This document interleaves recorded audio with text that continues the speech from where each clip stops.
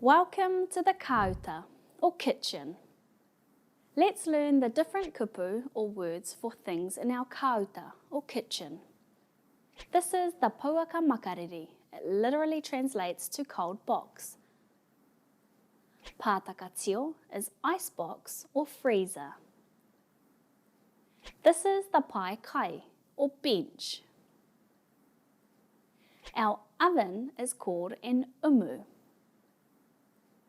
The stove is called a tō, and the elements are tārahu. Tārahu is also the term for heating up an oven or stove. Ngaruiti is a microwave. That's also a literal translation. Ngaru, wave, and iti is small. Kāpata is our phonetically borrowed term for cupboard.